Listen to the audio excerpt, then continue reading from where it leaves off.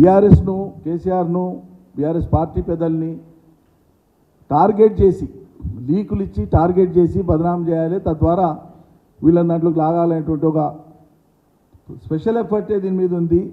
ఇది ప్రజల దృష్టి మరల్చడానికే ఉంది తప్ప అందులో ఉన్నటువంటిది ఏమీ లేదు. ఈ దేశంలో ఎన్ని చూడలే. నిజంగానే ఇటువంటి జరిగినాయన్న సీరియస్ ఆరోపణలు ఎప్పుడు వచ్చినాయి? ఇందిరాగాంధీ గారు ప్రధానమంత్రి ఉన్నప్పుడు వచ్చింది. ఆమె సొంత పార్టీ నేతల ఫోన్ ట్యాపింగే చేసిందని.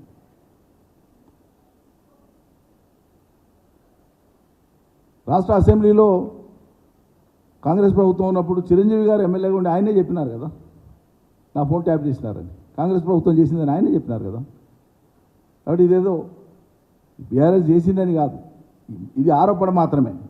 కానీ నిజంగా మీరు చేసిండ్రు అనేటువంటిది మీ చరిత్ర. ఇది సాక్షాత్తు ఇందిరాగాంధీ గారు ప్రధానమంత్రిగా ఉన్నప్పుడే కేంద్ర ప్రభుత్వం చేసిందని, దేశంలోని చాలా కాంగ్రెస్ ప్రభుత్వాలు చేసినాయని, ఈ రాష్ట్రంలో ఉండేటువంటి గత కాంగ్రెస్ ప్రభుత్వాలు కూడా ఈ పని చేసినాయని చెప్పి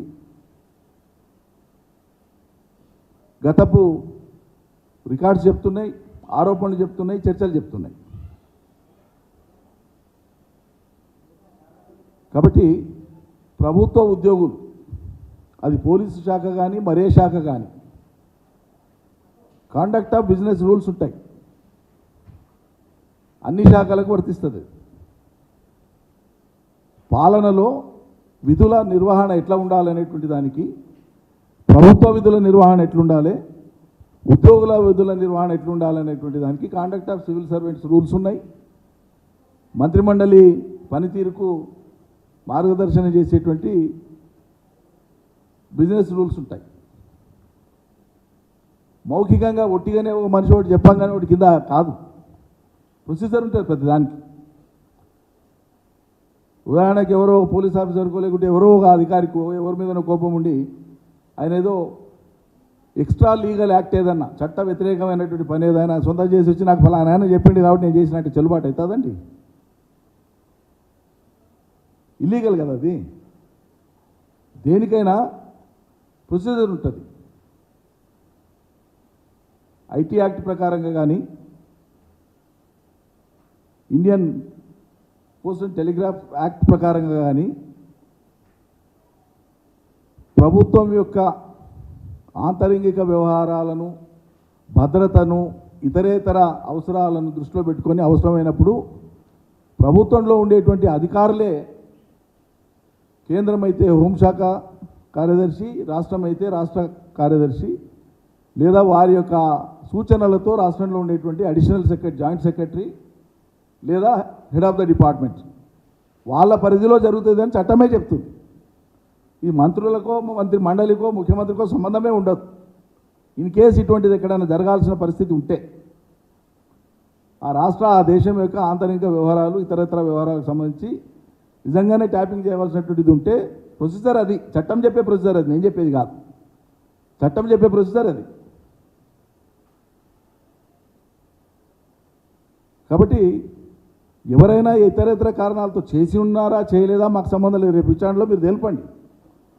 కానీ దాన్ని నువ్వు ఫలానా ఆయన చెప్తే నేను చేసిన, లీకులు ఇచ్చి ముఖ్యమంత్రి పెద్ద ఆయన చెప్పింది కాబట్టి నేను చేసిన అని ఒక ఆయన చెప్పినట్లు, హరీష్ రావు చెప్పింది కాబట్టి నేను చేసిన అని ఇంకొక ఆయన చెప్పినట్లు, వాళ్ళ స్టేట్మెంట్లను రికార్డ్ చేసినాము, ఈ స్టేట్మెంట్ల ప్రకారంగా వీళ్ళు ముద్దాయిలవుతారని దాన్ని కంక్లూడ్ చేయడం, ఇదంతా కూడా నాన్ సెన్స్. ఇది లీగల్ సెన్స్ లేదు, నాన్ సెన్సికల్ ఇష్యూ. ఇది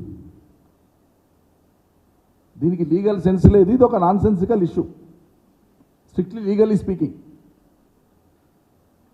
ఆరోపణలు చేయడానికి ఎన్నైనా చేయొచ్చు, అంతిమంగా తెలిసినప్పుడు కదా తెలిసేది. 3 దశాబ్దాలు పట్టింది బోఫోర్స్కు. ఏం చేసిండ్రు? సాక్షాత్తు ఏ ఆధారాలు లేకుండా ఒట్టి ఆరోపణలతోనే వాళ్ళ మీరు కథా సీరియల్ నడిపిస్తున్నారే. కానీ నేరుగా ప్రజాస్వామ్యబద్ధంగా ఎన్నుకోబడినటువంటి ప్రభుత్వాన్ని కూల్చడం కోసం పెద్ద కుట్ర చేసి, కుట్రలో ఒక పాత్రధారుడిగా డబ్బులు తీసుకొని పోయి పట్టుబడినటువంటి వ్యక్తి అలా రాష్ట్ర ముఖ్యమంత్రి సీట్లో కూర్చున్నాడు. మీరు ఇలా లీకులు ఇచ్చి గత ప్రభుత్వం మీద పెద్ద విరోచితంగా ఏదో గొప్పలు సాధించినట్లు ఇంత పొడుగు బాకాలు ఊపుతున్నారు. ప్రజలకు అర్థం కాదానండి ఇదంతా? Yes, our party is ready to face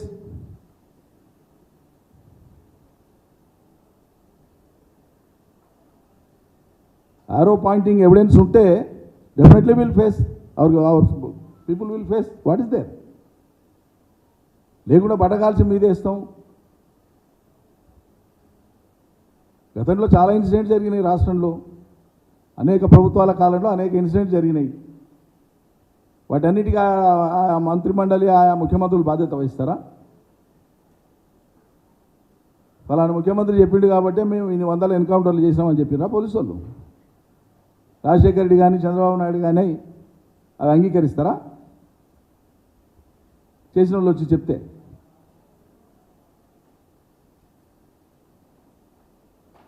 కాబట్టి మరుగున పడుతుంది అనుకున్నటువంటి ఒక అంశాన్ని మళ్ళీ తెర మీద వారానికి 10 రోజులకు కొత్త అంశంతోన కొత్త కోణంలో ఏదో చేసినట్లు పెట్టి తెర మీద తీసుకొని వచ్చి ప్రజల దృష్టి మరల్చడమే వాళ్ళ యొక్క ఏకైక లక్ష్యం.